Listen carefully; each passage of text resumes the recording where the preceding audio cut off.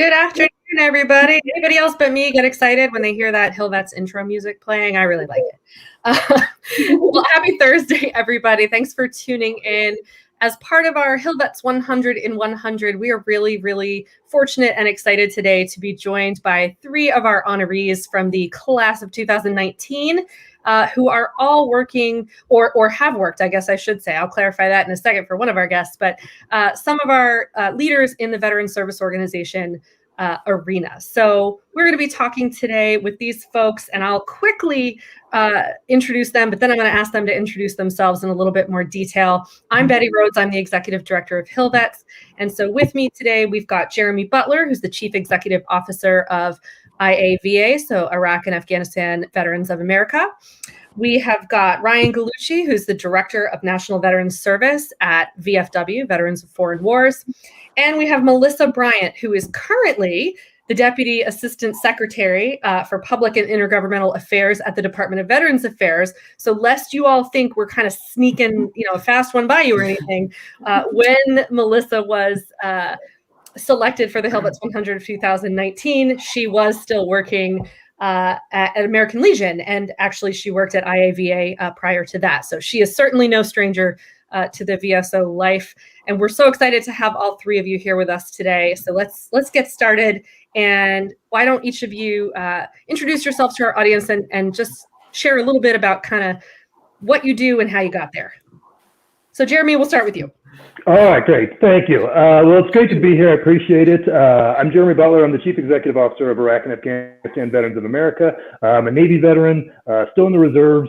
I joined IAVA about 5.5 years ago, came on really with the intention of doing about a year of learning what a veterans organization was like, learning what the nonprofit world was like, and ended up really just getting sucked in a good way, and have stayed. And about 2 years ago, when the founder of IAVA, Paul Rykoff, decided to step down, I was fortunate or unfortunate enough to be the person selected to take over. And so I've been doing that for just over 2 years now, and it's been incredible. I have learned an unbelievable amount, met unbelievable people, and really got to do things that I was not expecting when I started with the organization several years ago. So it's great to be here. Thank you.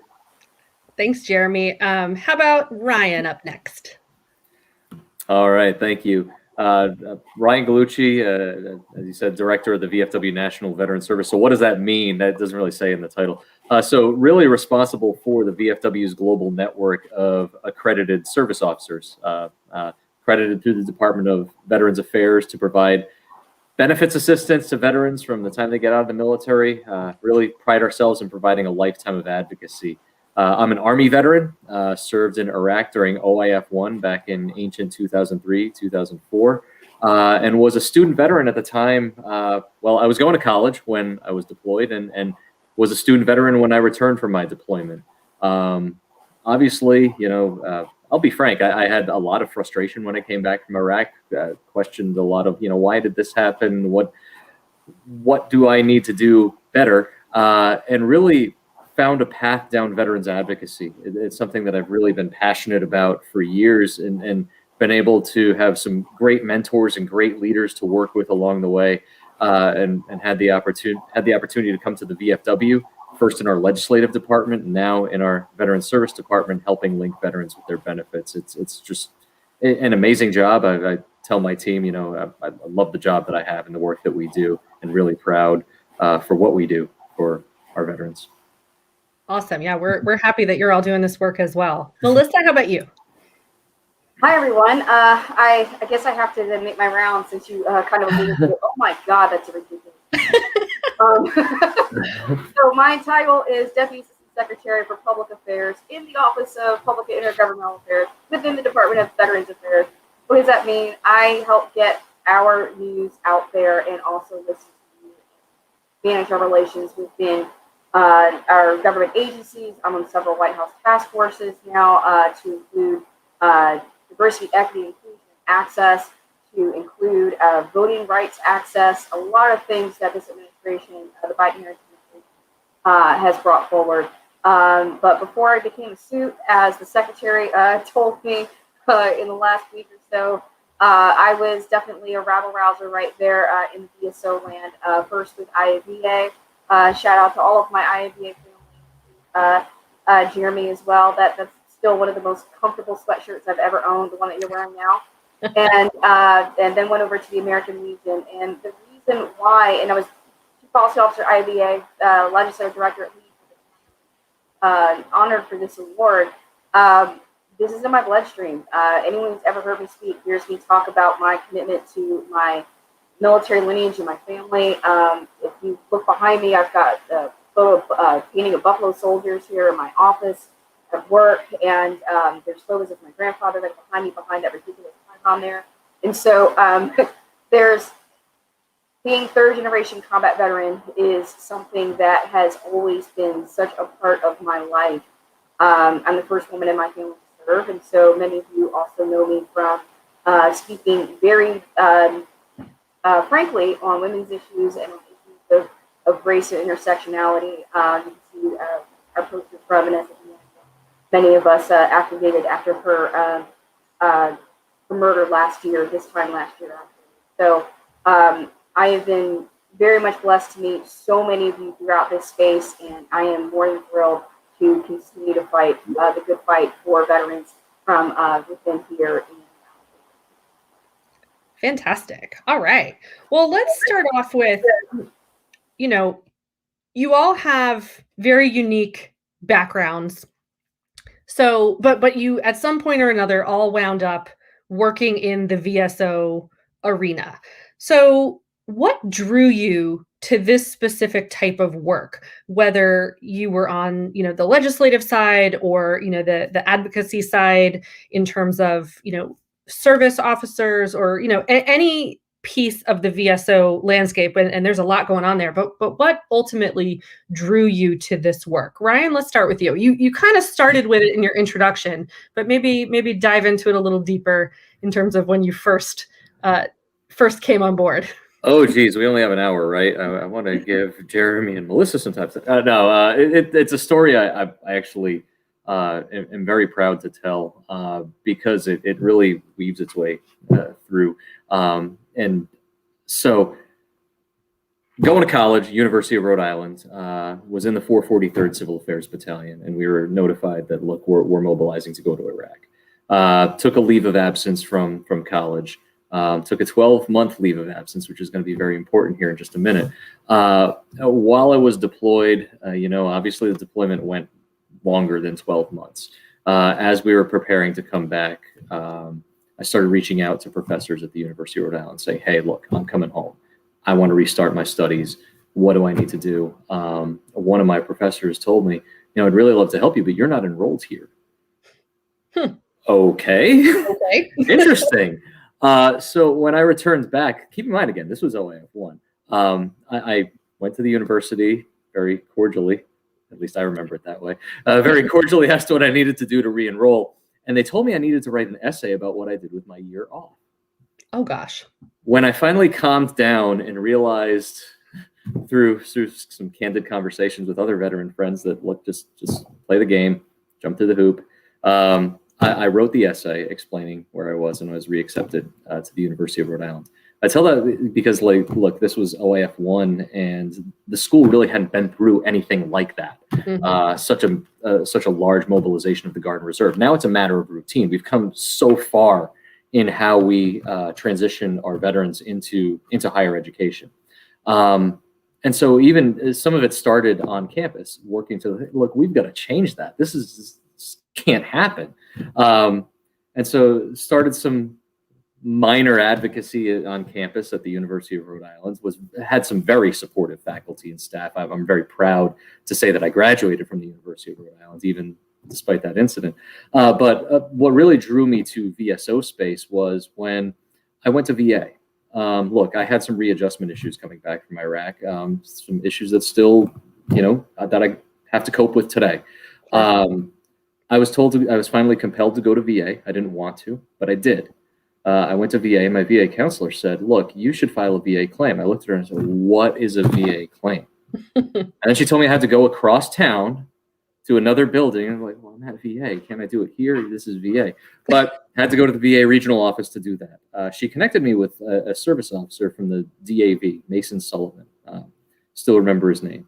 And he told me what I needed to do, but I delayed it. I was thinking, there's got to be a catch. Why would this person help me?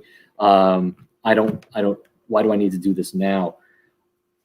He was looking out for my best interests. I look back I waited more than a year from returning from Iraq to file my benefit claim, and that definitely affected the outcome of it. But when I received my rating decision at that time, I was wondering, why doesn't anybody tell you about this? No one tells you about this in the Army, especially in the Reserve. No one tells you what a benefit claim is or who VA benefits are. So I was a journalism major, and I decided to look into it. I reached out to the major veterans organizations in Rhode Island at the time, American Legion, DAV, and VFW. VFW was the first one to actually call me back. Their state leadership brought me in. They talked to me about what they did legislatively, things like that, and I wanted to be a part of it then. That's when I joined. The funny thing is another side of the story. My career progressed, had some opportunities. It was actually at the Naval War College in the Public Affairs Office, Jeremy, back in 2006, and had an opportunity to move to DC for a public affairs contracting job with the Department of Defense. Hated it, but through that job, I met a VSO advocate with AMVETS. Had an opportunity to work in communications there for a little while. Then when one of my mentors, Ray Kelly, moved to the VFW to be the legislative director, I really needed to follow him and see what that next step would bring. And that's what's brought me here today. That's why I'm passionate about service officer work. That's why I'm passionate about veterans in higher education, and really empowering veterans to be the best version of themselves based on the experiences, knowledge, that they've attained through military service. Yeah, excellent. I am curious though, simple question. Do you still have that essay that you had to write? Oh, geez. You know what? I probably do on a shared drive in my basement. So, I'm going to go look for that. I was going to say, maybe, go back in the Wayback Machine and check that out. Melissa, what about you? What really was it that drew you into this work and this space? Let's see, where do I start in my long and winding road? So talked about combat veteran, military intelligence. I did ROTC, went to law school, realized I did not want to be a lawyer. Please say that. Realized I did not want to be a lawyer. Same. And then continued on in my Army career in military intelligence. Throughout all of this, 9/11 happened, so completely changed the trajectory of my career from what I was trained for in the 90s, and then going forward, post, because I was commissioned in May of 2001. So, and my father administered an oath of office there. And so all of this then leads to about 2009. I'm like facing another deployment, and I'm just thinking, what's the point anymore? And so I go then from that point to, I really want to see, this is before we were going through Army transformation. Anyone who remembers being Army happily, and all sorts of other buzzwords that basically meant you had no control over your career. You heard needs to be Army a lot. And so, and this is even after I met my grandparents when Hoffman used to be here. So I said, all right, what am I going to do next? So I decided, all right, I'm going to be Secret Squirrel with 3-letter agencies. Went to CIA, did that for several years, working with JCPOA, the Joint Comprehensive Plan of Action with Iran.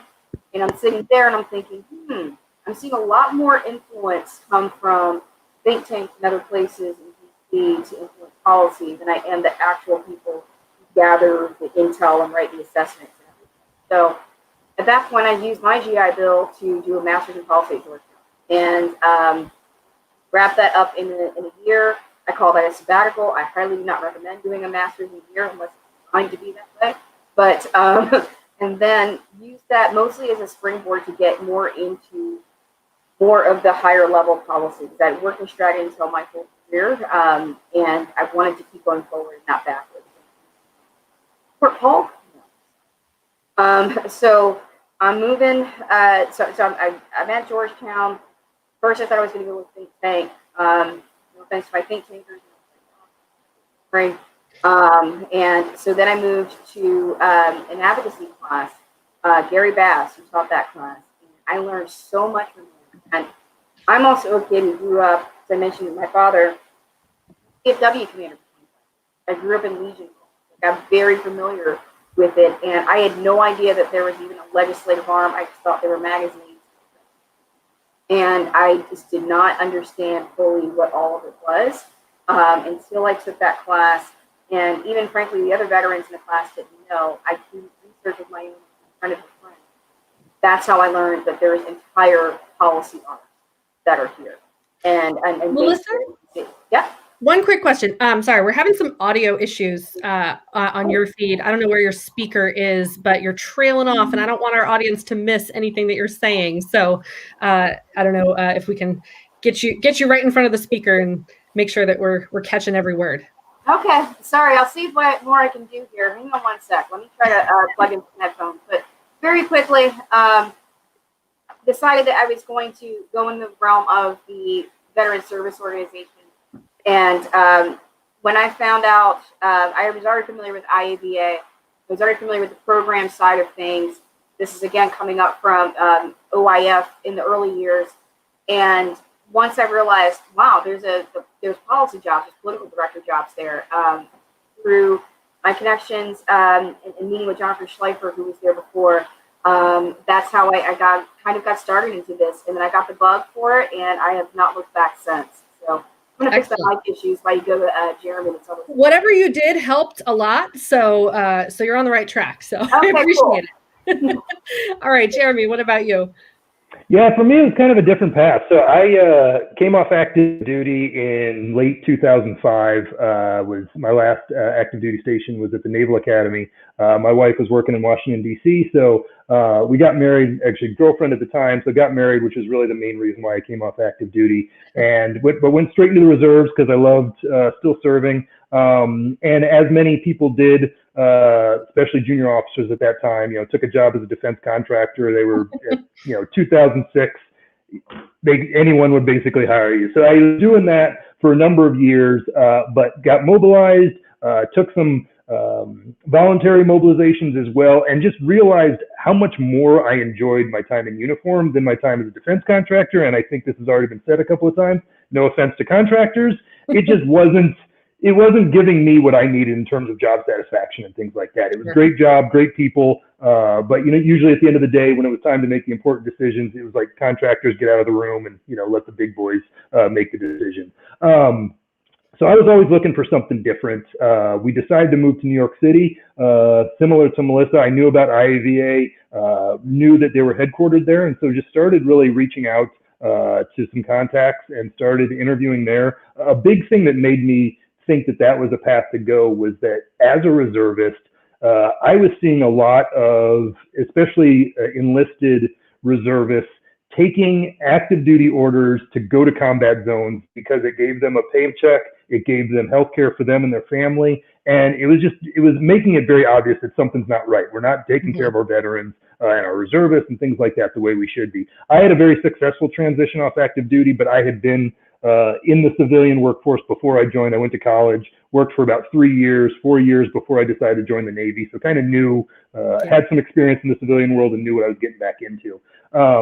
And I just realized something's not right here. And in thinking back, and Ryan kind of made the same point, in thinking back at about that time to what I was told as I was transitioning out, none of it was useful. It was how to wear a tie. It was, say yes and no, don't say oorah and stuff like that in your interviews. It was really just not useful things, but I also didn't know better. I had no idea that I was eligible for VA benefits, anything like that. And so just wanted to try and find a way to help out veterans and service members transitioning out. And the more I was at IAVA, the more I learned and the more I wanted to be involved. And it's just been really incredibly, it has given me that job satisfaction that I was not getting as a defense contractor, that's for sure. Yeah, absolutely. And yeah, there's a role for everybody. Like you said, no offense to contractors. The people got to do the work, but yeah, it's not necessarily for everyone. Just like nonprofit and VSO work, not for everyone.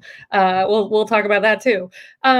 So we just in this first few minutes of conversation, we've name dropped lots and lots of VSOs that you all either currently work for or used to work for or got help from. So we have a big community. We have a lot of organizations, working for very common goals, differing slightly perhaps in how to achieve those goals and other things.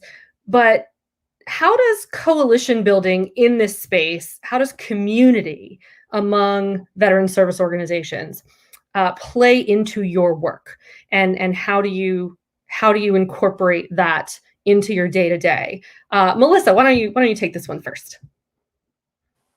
Yeah, Brian mentioned Ray Kelly before, and so hopefully my sound is much better now, by the way. And so Ray is here as the VSO liaison, also an appointee in the administration team here. And so, one, I just have to give a shout out to him and to others. You have a really great team that all come with experience from the VSOs, with experience from the community, who understand exactly what our needs are and understand really what the policy issues are going to do. So even though I'm more away from the policy, well, one, I always get pulled back into it, but then two, in understanding the coalition building, understanding the VSO landscape, it really does give you the pulse of what is happening. Because in my current role within for DAS for Public Affairs, I basically look at all of it as concentric circles, and there's, for naming concentric circles, kind of a Venn diagram in like public affairs or dot of VSOs, the press, and the veteran, and the news that needs to reach everyone. And if one tripwire goes off in one community, they all go off. And so in understanding that coalition building, it is imperative that, let's say we're rolling out a new program, have an initiative that, or let's say there's been a change in the GI Bill rule or something like that. My first call is to Ray to make sure the VSOs know. My call is over to the Hill to make sure, or through our OCLA or Office of Correctional Affairs, make sure that they know. And to also make sure what is internal facing, because also a third of our workforce are veterans, and what is external facing for the veteran themselves, what's on the portal, what's out there. And so I'm constantly thinking of that multi-level communication, and VSO work and the exposure that I had in, like, again, I came from a law policy nerd kind of background anyway, it's how we need anyway. So learning the VSOs and learning the ropes there and learning our space and community, really the niche issues, pays dividends for my work right now. I could not do this. I would not be here if I did not know what I learned through IAVA and the American Legion, working in coalitions there. And now I'm able to bring that to bear and bring that a level up. And I'm able to take all of this to the White House. And I'm able to say this needs to go into the executive. Or I can take this to the Hill and say, we can't do this executively, we need a bill. So that there's ways in which we can now get that stuff done in partnership that would not have happened but for the power of the VSOs as a block. Yeah, great. Thank you. Ryan, your thoughts on coalition building and collaboration in space? All right. First, I want to apologize because there may be a lawnmower going by outside here in just a minute. But if there is, suburbia. Yeah, what was the question? No, building communities. So each of the VSOs, we really bring different strengths and different constituencies even. Though, the VFW, we're a large organization with different community presence. There are little differences between the organizations, but then you have your organizations who really fight for a single constituency. Student Veterans of America is probably one that I've worked with the closest over the years on veterans education policy. Look, the VFW, we have a lot of members generally. Some of them go to college. Some of them went to college a long time ago. Some of them chose not to go to college. But if we're looking to have a finger on the pulse of what's happening on college campuses, we're going to turn to the expertise that Student Veterans of America bring to the table on an issue like that. Another example, at least on the VFW side, is veteran suicide and mental health and mental wellness. Back in 2016, we commissioned a mental wellness campaign. But in lieu of just saying, look, we can do it on our own, we built a coalition of other organizations. One of our strongest partners is the organization Give an Hour. And it may seem rudimentary, but what they brought to the table empowered our members to be agents of change about the way we talk about mental health, the way we talk about mental wellness in our communities. It really surprised us because it was really, know the 5 signs of emotional suffering. Okay, sounds pretty simple. They had little wallet cards. We co-branded them. I was talking to my colleague, Lynn Rolfe, who manages our programs out of our headquarters in Kansas City. And we were trying to recount, what have we done over the years with this program? He said, look, we've probably given out more than 1 million of those cards. And the reason is because I remember one of our state commanders at our national convention a few years back was taking the cards from the table. She said, do you have any more of these? And we're like, well, I mean, this is how many we have. We can probably get you some more after convention. Send me an email. Why do you want them? She's like, well, I like this because I'm not a victim. I can do something with this. But look, that was something that we didn't bring to the table, and we sought out a partner in the veterans community to really work together, collaborate, and get something done. Yeah, I think I was reading something today, and the quote came up, do what you do best and partner for the rest. And that's we're obviously very familiar with that here in this community. Jeremy, what about you? How does collaboration and coalition building factor into your work at IAVA?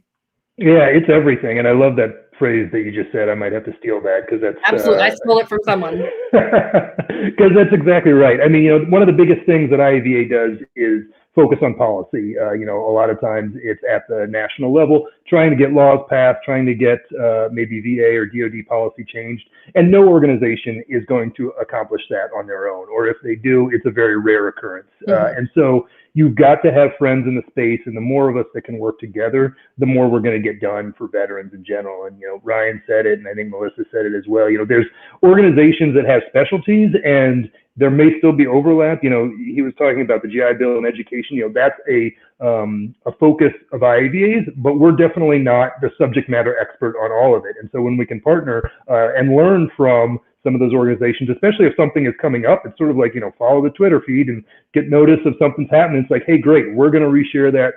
I think you mentioned it as we were coming in, or someone did. We all kind of have different constituencies, even though we're all kind of veterans and civilian supporters and things like that. So the more that we can amplify each other's message, we're going to just be much more successful. And I think we saw that last year with how much incredible legislation was passed in a divided Congress during an election year in the midst of a pandemic. And that's because the VSOs were really speaking as one voice on so many issues, and it was incredible. And I think that's what's going to happen when we hopefully continue to work together like we did. Yeah, absolutely. I hope so too. So kind of moving on this point, there's obviously also not only just within the VSO community, but in the executive branch, where Melissa is now at VA, DOD, and then, other advocacy groups. And then you've got all those folks on the Hill, so lots of people talking about a lot of the same things, working on a lot of the same things, but doing it very differently. So can you talk about, what are the challenges that you face? It's great talking about the coalition building and working together to get things done, but it's not, puppies and rainbows all the time, for sure, especially when you're talking about, big policy movement. So can you talk a little bit about some of the challenges of being in this arena with so many players and kind of how you overcome those challenges to be successful in your work? So Jeremy, we'll bounce back to you first for this one. Thanks. I think a good example is when we agree on the big issue, and then kind of there's some disagreements on the fine details. And to bring it to very much current events, right now there is lots of talk and action around burn pits and toxic exposures. Mm-hmm. But there's also like 10 bills right now already that have been introduced, within the 117th Congress. Hopefully that's a good thing, and it means that everyone kind of wants a piece of the impending victory, which I think we're going to, get to a victory. But it also means that we have to bring that many more constituencies together to agree on what I think will hopefully be a final compromise bill that still meets the goals of all these different organizations and congressional offices that maybe had a different focus in mind when they introduced their legislation. So I think the challenge is making sure that as we work together, we also don't end up at the lowest common denominator. We want to make sure that we're coming out with a true victory and not compromising amongst ourselves in order to just say we've achieved the goal. You know, we still need to come out with the strongest bill. IAVA certainly has their opinion on which is the best bill and which are the things that are the most important to get in there. I'm sure the other organizations and other congressional offices that are introducing legislation, you know, have their own opinions, but hopefully we can stay together to make sure that we get what is the best bill in the end of the day for the most number of veterans.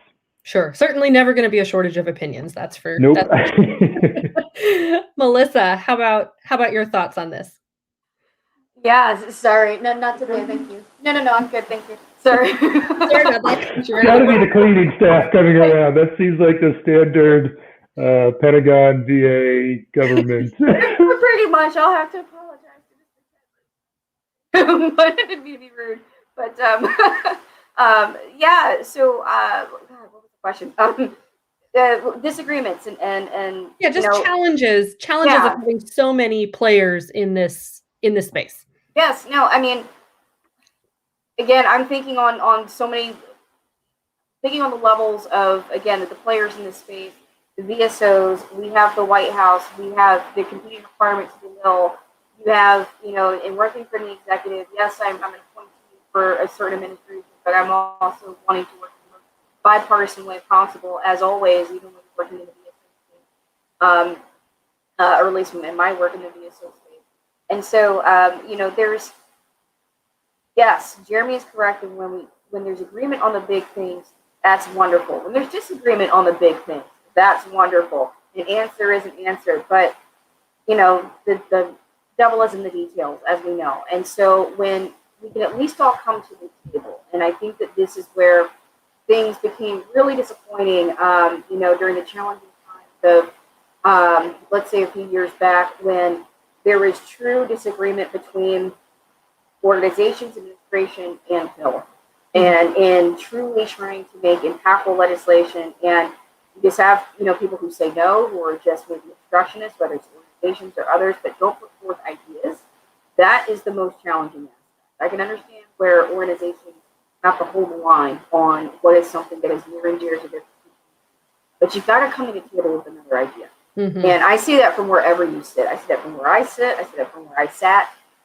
You have got to have an alternative. Yeah.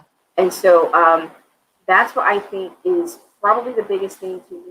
Because the space is, even when you include our friends over in the Pentagon, because I've worked over there too as a civil servant, and you keep running into the same people over and over again in our community. You're going to see my face until you die, or until I die, and so I mean that's how it works. I mean, people who are deeply committed to work will always be somewhere within that gravitational pull, will be somewhere in that orbit, and so it's imperative to be collegial. And to, at the end of the day, you know, disagree collegially and be friends at the end of the day. Yeah. Because we all need to continue to work together, because while we may have different opinions of how we get there, we all have the same desire, and that is better outcomes for our nation's families, better outcomes for us, our families, our caregivers, our survivors, and for all of those who have served. And when you keep that as your true north, you will be able to make it past the rest. But you want to be able to keep your friends at the end. Yeah. Well, and unfortunately, you know, we're seeing all the same faces, you know, that we see in this arena. We're just seeing them on a screen and not in person. And that certainly impacts things as well. Not being able to, you know, hash things out face to face as perhaps, you know, we would have before. Ryan, what are your thoughts on this? Phone receptions are great. Yeah. Well, Melissa brought up a really interesting point. Yeah, because a lot of the work can get done with those informal conversations, and then sometimes with this environment, things just become way too formal. It's just this is the meeting, and that's it. Those are the parameters of the relationship. But back to the original point about intersectionality between VSOs and decision makers, policy makers. It really depends on the issue. There can be fits and starts at different times. I think Jeremy and Melissa hit it on the head. It's really about keeping the mission at the forefront.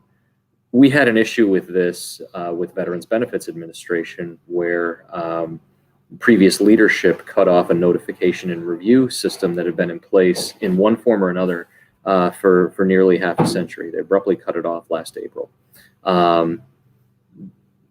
VSOs were up in arms about it. We lost optics on the veterans that we represent. Working with Congress in a very bipartisan manner, they brought attention to the issue in the last Congress. Nothing got across the goal line to reinstate it, but now we've really worked with Congress, with VA officials. We came to the table and had a frank discussion about, VA, what are your needs on this?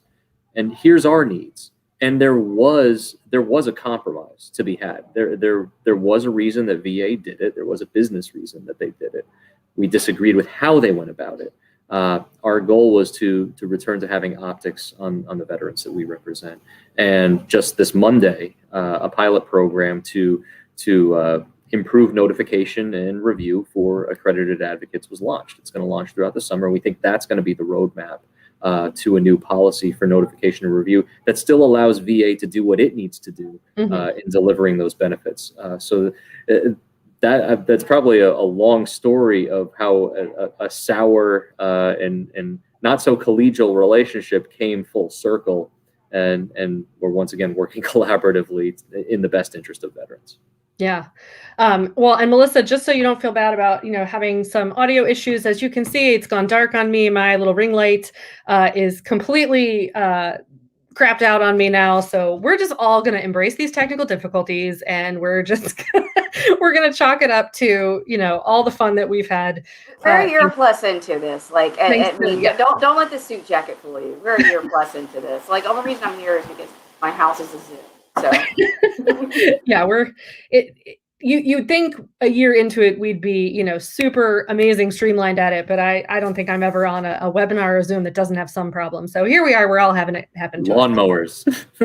Lawnmowers, lights, sound, it's all up in the air. Okay, regrouping. So sorry. I like so this is a question I think that I'd like to start with Ryan, because you have you mentioned in your introduction that you're now in the service officer kind of space, moved from the legislative space. I want to ask, what advice do you all have for folks out there who might want to get involved in working for a VSO? Maybe talk a little bit about the variety of ways that people can do that, because obviously these organizations are big and have a lot of interesting components. So Ryan, let's start with you on that. Advice for folks who might want to do similar work to what you're doing. Wow, where to begin? There's a lot. First, know the power of your voice. It was, talking about mentors early on in my career.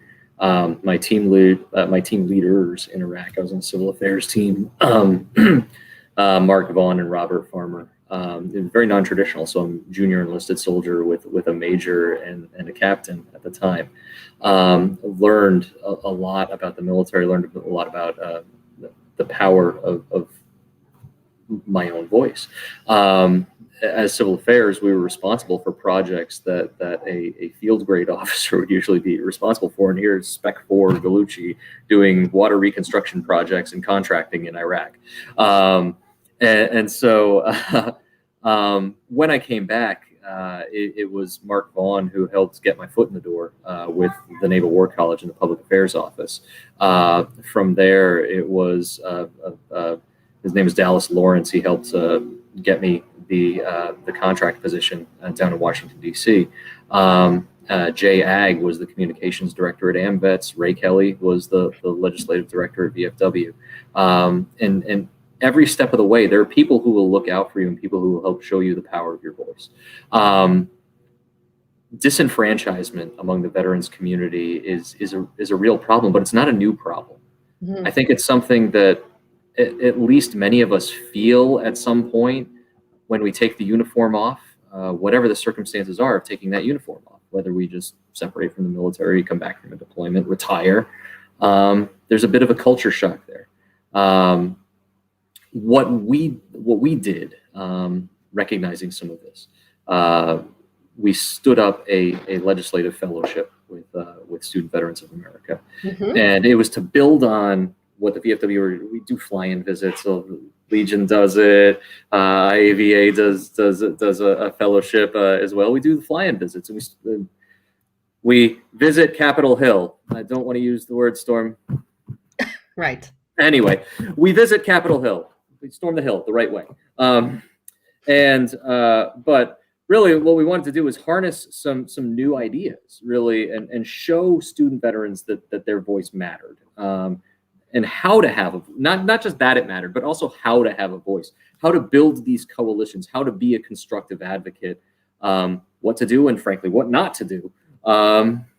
Because there are a lot of what not to do's if you want to be successful in advancing policy. Mm-hmm. And really, through that fellowship, we've now done it for about, I think this was our 6th class. And we've had 3 fellows become employees of the VFW. Others have gone on to be service officers. We've had others change their career paths, move on to other VSOs. One was a Hill Vets fellow, I remember, a few years back. I think a couple have been Hill Vets fellows. Yeah, I think so. But really, and it goes to showing, like, look, I love Hamilton. My kids love Hamilton. You want to be in the room where it happens. And you can be. Like, you don't sell yourself short. People want to hear your opinion. One more story before I pass it off. During our fellowship, I think it was the 3rd year, we brought the fellows to the White House and sat around a table to talk about their policy concerns and their policy proposals. One of our fellows was saying, many times veterans, when we're in higher education, we feel we're behind our civilian peers. We're trying to play catch up, this, that, the other thing.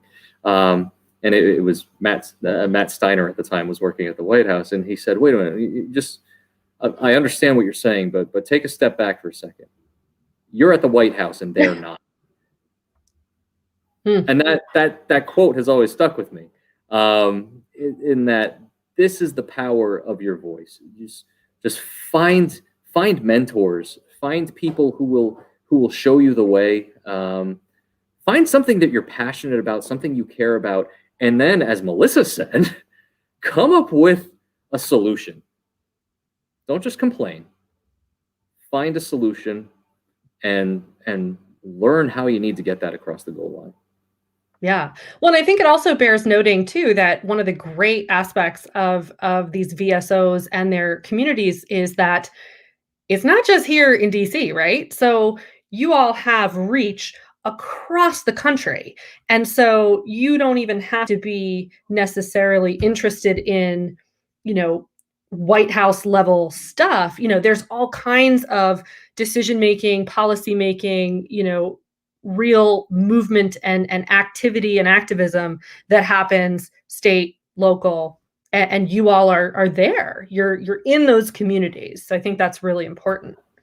If I may, there's one more epiphany that I had about VSOs a couple of years back. Was out in Montana visiting our service officers in our VFW department in Montana.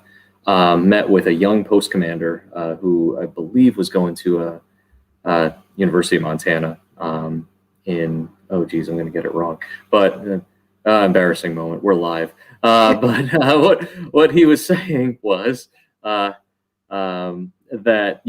he had started a small nonprofit taking veterans on adventures in nature in Montana. Mm-hmm. He was introduced to the VFW, joined at the VFW, worked his way up to being post commander, and he told me, if I had known that the VFW offered this, I would have brought it as a program to the VFW post, and kind of the light bulb went off.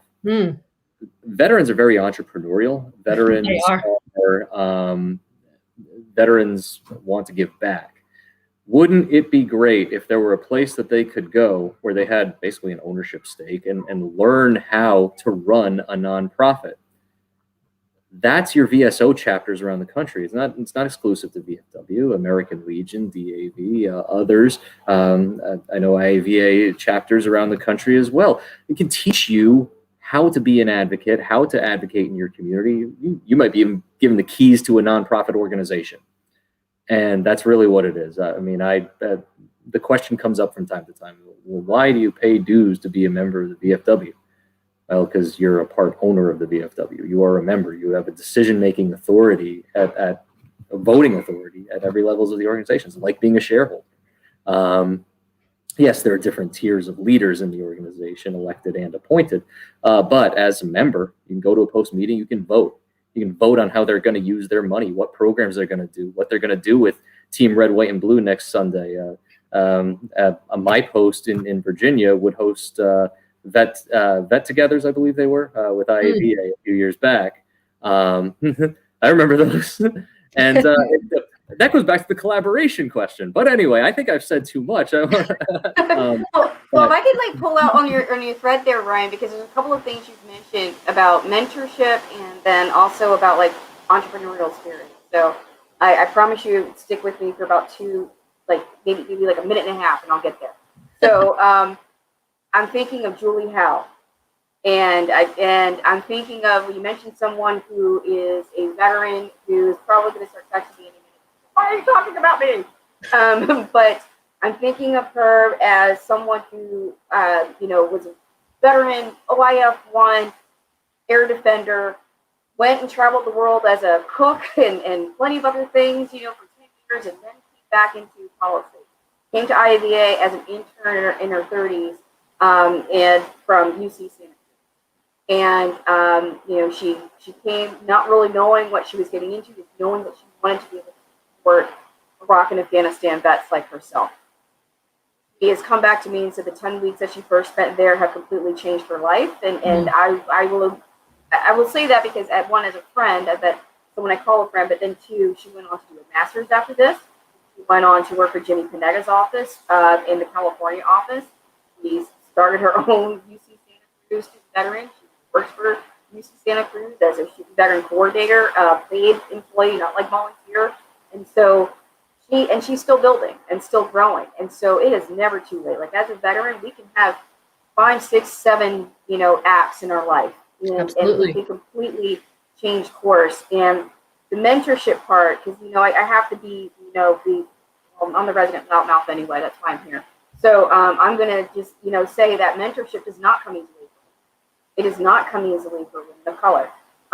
It's something that has been kind of a struggle throughout my life. Not so much that there weren't people who were willing to mentor me, it's more that they had nothing really to offer me. They had nothing to tell me that would allow me to live authentically as myself and then still be able to do what I need to do. And I say that as a woman of color, but I also say it for LGBTQ, for others who somehow, some way have had to assimilate or comport themselves into a way in order to be more. Definitely had to do this on active duty. Definitely had to do it. I rose through the ranks, but I lost parts of me within it.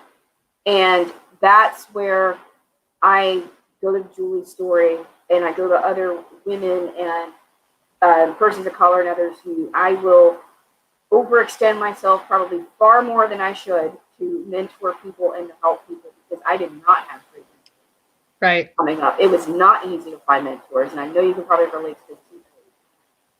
I had to really actively seek out my pieces of mentors, my tribes, if you will, and I could get, amalgamate them into one good mentor that I could get pieces from.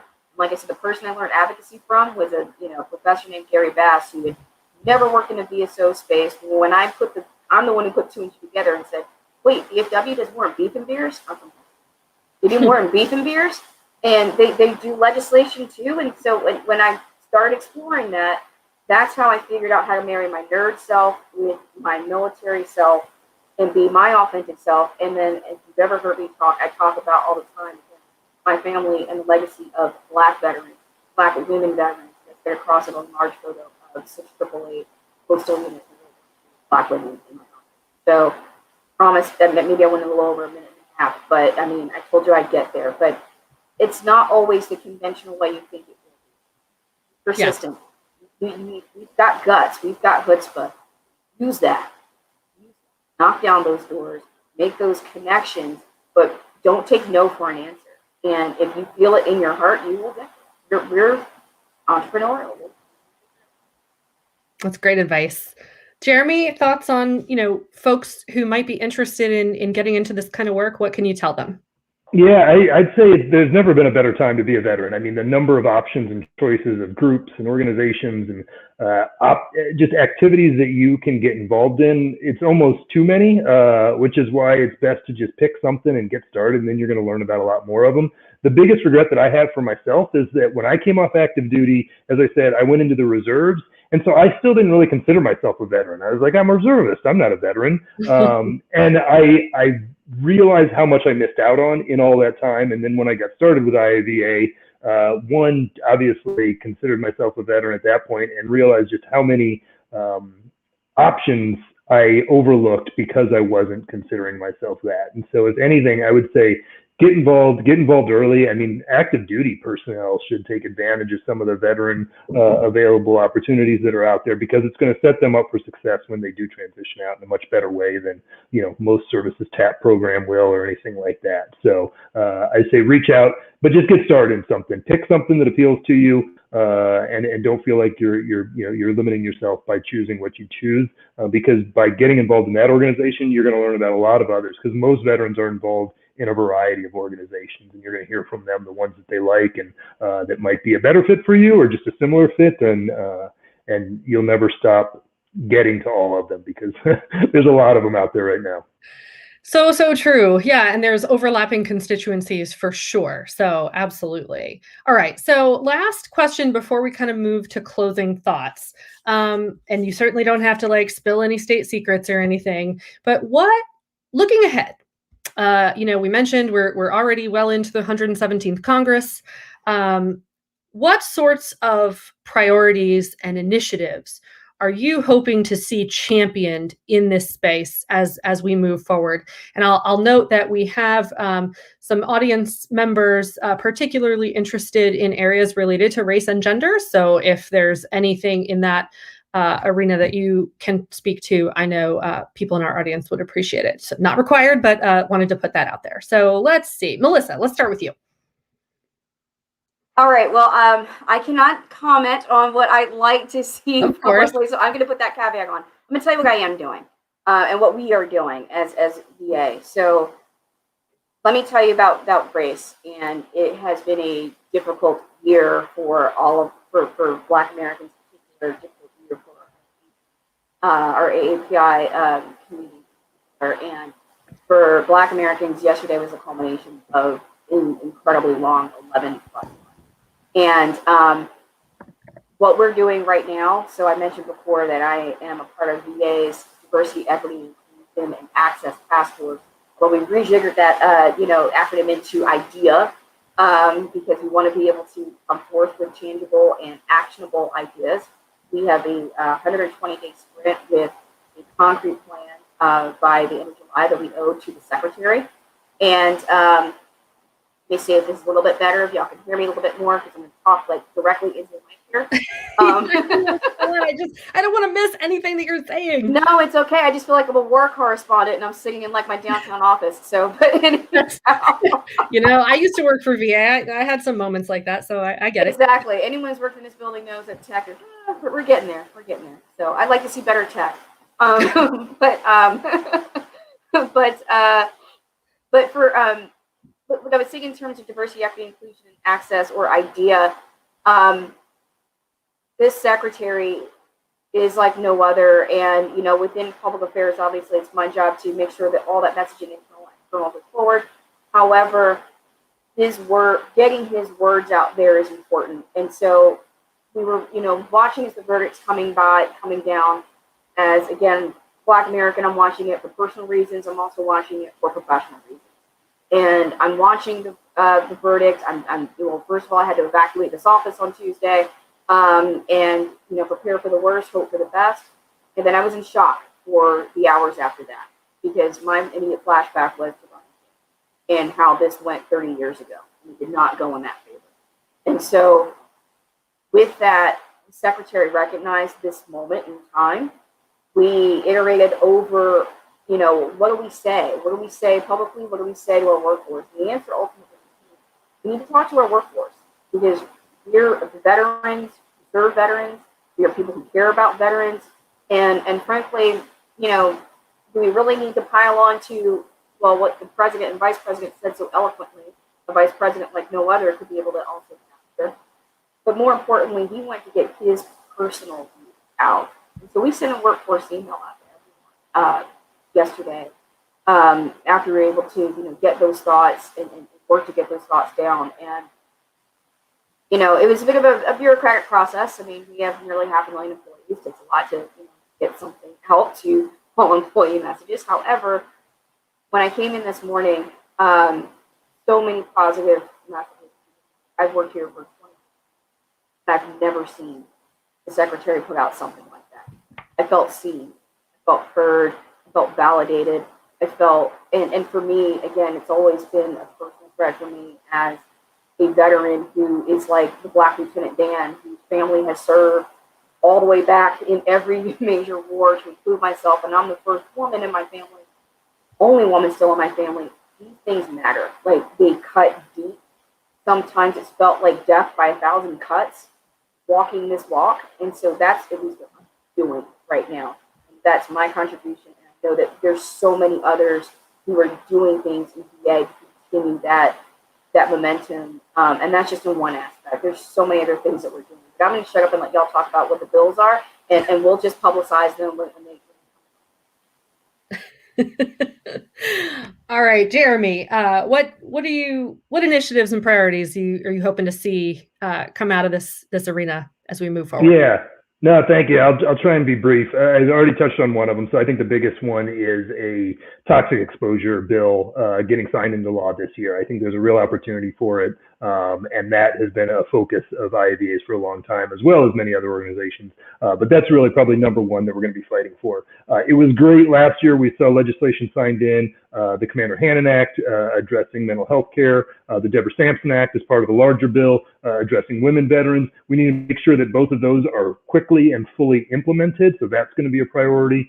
Another that's very timely right now is making sure that the U.S. government is following through on its commitments to Afghan and Iraqi translators. We're seeing more and more of that be talked about as part of the immigration debate right now, which is great.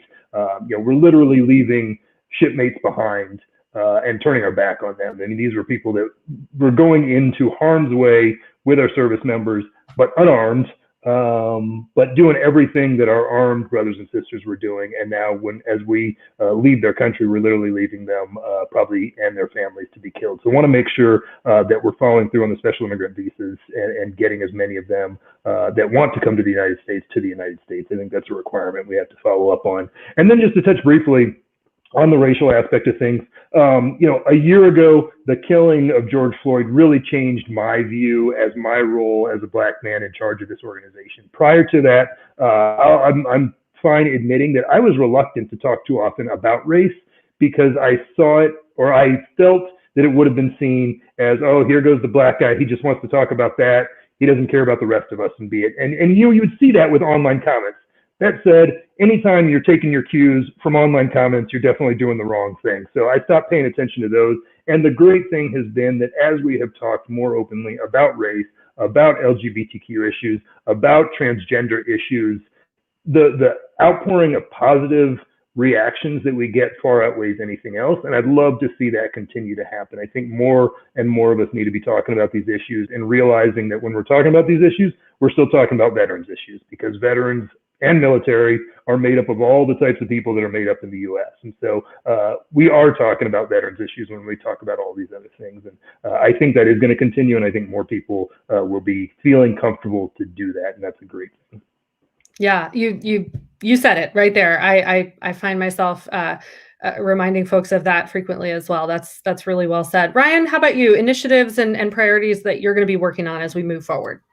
Sure. I would echo what Jeremy said. I mean, toxic exposure is the priority right now, and cautiously optimistic that something might get done. Our national commander quoted a national commander of the VFWs from 1990 in his testimony just a few weeks ago, saying, we haven't really done anything on this. Mm-hmm. And every time that we find a new toxic exposure or potential exposure, we act like it's never happened before, or that it somehow couldn't have happened. I mean, talk to me about Agent Orange in Thailand. It doesn't make any sense what they say happened versus what happened. But regardless, there's a ton of momentum. There's a ton of consensus across the VSO community. I know and you asked about inclusivity, race and things like that. You know, a white male, had a lot of privileges in my life. But I will share that it's important to the VFW as well. And we did something very unorthodox. After what we've seen over the last year, we made the decision to provide implicit bias training to our service officers. It opened a lot of it opened the door to a lot of difficult conversations that people need to have, and some people weren't receptive to it. Needs to happen across VA. VA needs to be a safe and inclusive place to deliver care. I mean, it should go without saying that veterans should feel safe receiving their care from VA. It hasn't always been that way, and organizations like the VFW have a role to play there. We have volunteers in VA facilities. We need to train them similarly to be welcoming and to recognize when something's not going right, when something's not going the way that it should for a fellow veteran. That's really what it comes down to. I think we're hopefully trending in the right direction in the veterans community, especially under the leadership of the current secretary. I think there are opportunities to always do better. Yeah, absolutely. Thank you for that, all of it. And I know we have folks watching with, a variety of different interests.